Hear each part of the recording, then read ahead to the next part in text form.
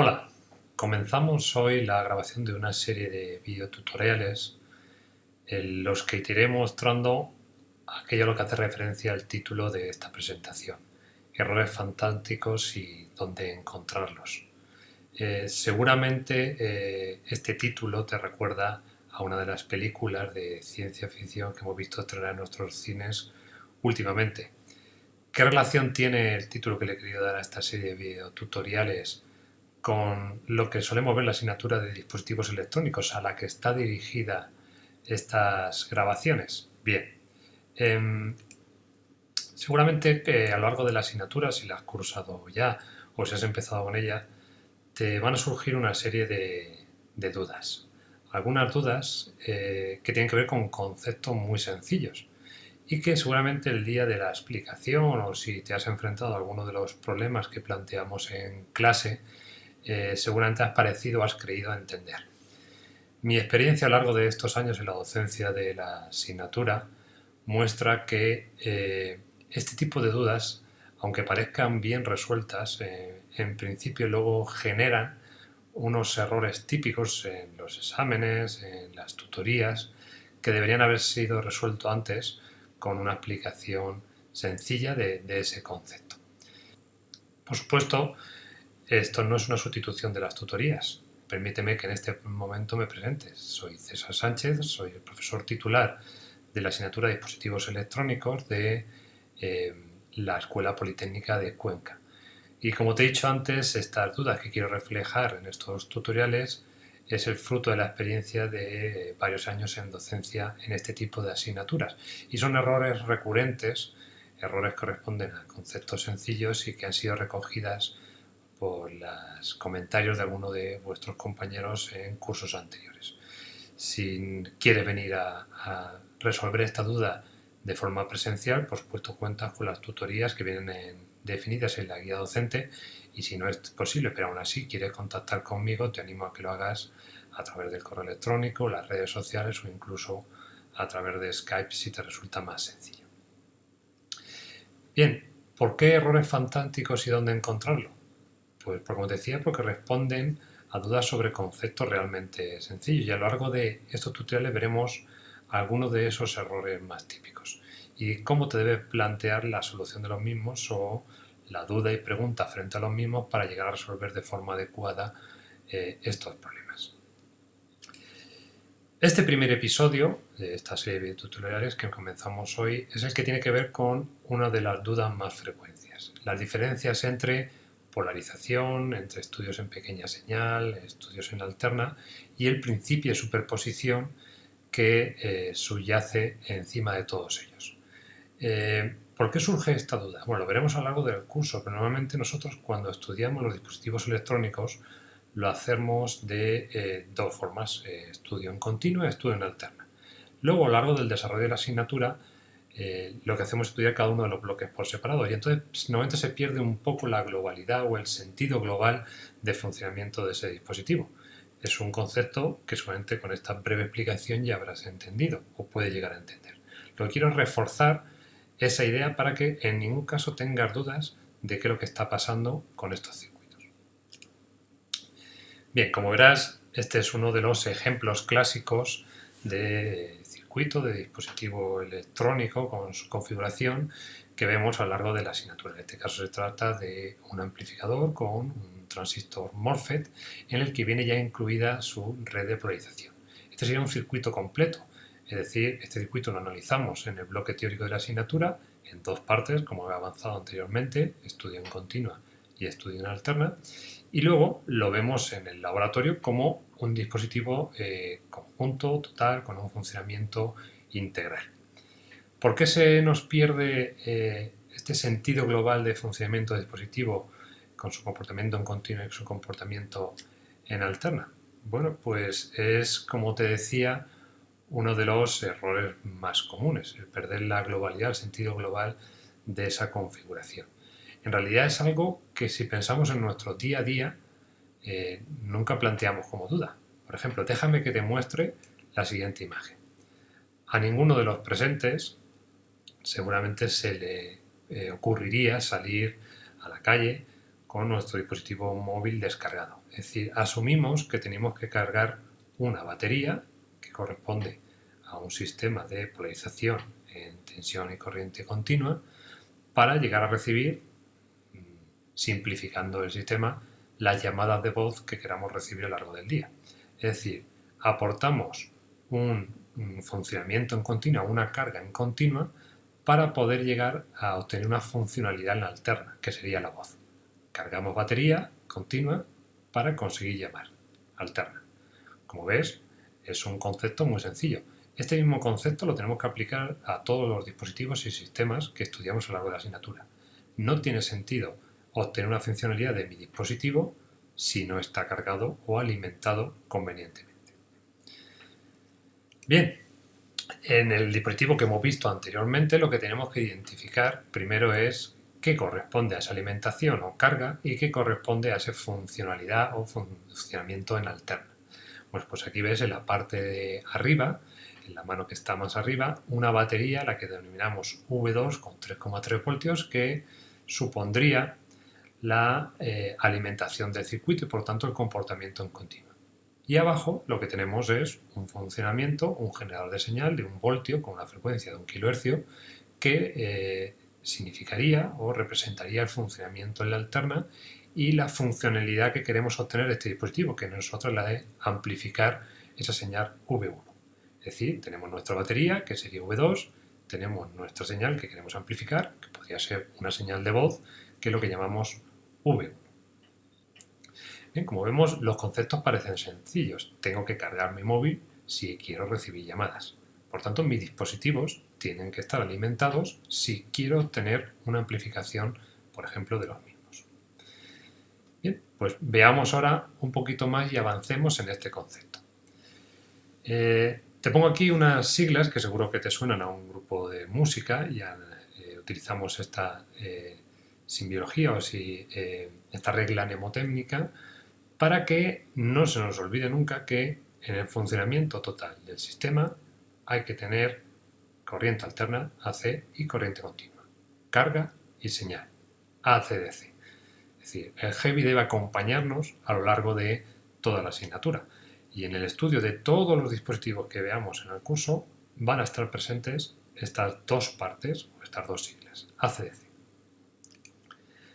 Por supuesto, si quiero hacer un estudio teórico del sistema, pues habría que hacer caso a nuestros amigos romanos y separar en etapas el estudio teórico de dichos dispositivos.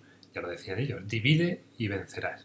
Lo que haremos es, por tanto, estudiar o aplicar mi concepto del heavy, si me permites la similitud, sobre el principio de la superposición, un principio que se utiliza mucho para el estudio teórico de dispositivos y sistemas electrónicos. ¿Qué dice este principio de superposición? Bueno, pues aplicando a mis amigos heavies, yo quiero hacer un estudio AC/DC, pero según me dicen mis amigos romanos, debo aplicar el divide y vencerás. En este caso, lo que quiero estudiar, en primer lugar, es un estudio en continuo. El estudio DC. Ves que hemos tachado la parte de alterna o AC. Si quiero hacer un estudio en DC, debo fijarme en la señal o la salida que tendría este sistema o las tensiones y corrientes en todas las ramas cuando considero únicamente la señal o el generador de la batería que he referenciado como V12 y que aparece señalada en este circuito. Bien, ¿qué voy a hacer? Si quiero estudiar el comportamiento DC, hay unos componentes en estos sistemas que van a comportarse de forma distinta en función de ese divide y vencerás. Hemos dividido, nos hemos quedado con la parte continua y ahora tengo que analizar esos componentes especiales. ¿Cuáles son? Los condensadores. ¿Qué ocurre con los condensadores cuando estoy estudiando únicamente el comportamiento que tiene este circuito respecto a esa batería o esa carga? Bueno, para nosotros, vamos a hacer una gran simplificación, los condensadores se van a convertir en circuitos abiertos. Bueno, pues lo que dice el principio de superposición es que si quiero ver las señales de tensiones, corrientes que hay presentes en este circuito cuando únicamente estudio en continuo el mismo, lo que debo hacer es anular el resto de fuentes, las que correspondan o no correspondan a un estudio en continua, y dejar los condensadores en abierto, calculando con las teorías de mallas que ya conocemos los valores de tensión y corriente en cada uno de los puntos de interés. Bien, aquí en esta representación lo que tenéis es en la parte de la izquierda el circuito que me quedaría tras esa simplificación que os he mencionado, en el que los condensadores se convierten en circuitos abiertos y las posibles fuentes adicionales que no voy a considerar en este circuito debo anularlas. Como veis, la señal V1, generador de señal V1, está cortocircuitado, y a la derecha veis el circuito original para que podáis comparar. En resumen, lo que tenemos que hacer en un estudio en continua sería seleccionar para su comportamiento, analizar su comportamiento únicamente las señales que tengan que ver con continua. Si tengo varias señales de continua, varios generadores de continua, lo que puedo hacer es separarlo en varias etapas, cada una correspondiente para cada uno de esos generadores o baterías, dejar los condensadores en circuito abierto y ver qué ocurre. Es decir, analizar por mallas los valores de las tensiones y corrientes. Aquí tenéis lo que ocurriría si analizamos el circuito desde el punto de vista de la alterna. Ahora me olvido de la continua y quiero ver solo los valores de señal, de tensiones y corrientes en todos los puntos de circuito cuando considero el generador de señal unidad de 1 kHz. Bien, lo tenéis señalado el kilohercio y tengo que hacer una simplificación como he realizado anteriormente. En este caso, en el estudio en alterna, ¿qué debe ocurrir con los condensadores, que como hemos dicho eran unos elementos de interés? Bien, pues los condensadores en este caso se van a convertir en cortocircuitos. Suponemos que aunque estemos en unas frecuencias que no sean demasiado elevadas, van a ser lo suficientemente elevadas como para que la impedancia que ofrezcan esos condensadores sea cero. Es decir, la señal alterna va a pasar a través de ellos. Por tanto, considero el generador de señal alterna, los condensadores los coloco en circuito cerrado y el generador de continua o batería que exista en el circuito lo debo anular. ¿Qué es lo que nos queda? Bien, pues lo que nos queda es este sistema, en el que veis a la izquierda, igual que hemos hecho antes, el circuito equivalente que debemos considerar si quiero hacer el estudio en alterna, o también llamado estudio en pequeña señal, y el circuito original del que partíamos, que es el que veis a la derecha. Como veis, he cortocircuitado a la izquierda los condensadores, al cortocircuitados se convierten en circuitos cerrados, y también la batería denominada V2, la de 3,3 voltios. Bien, como resumen, ¿qué podríamos decir? Cuando yo quiero hacer un análisis DC, también llamado análisis de polarización, de punto de trabajo o también del punto Q, lo que me están pidiendo es que dé los valores de tensiones y corriente en todos los puntos del circuito cuando hago la simplificación que hemos visto. Anulo, cortocircuito, los generadores de señal alterna y pongo los condensadores en circuito abierto.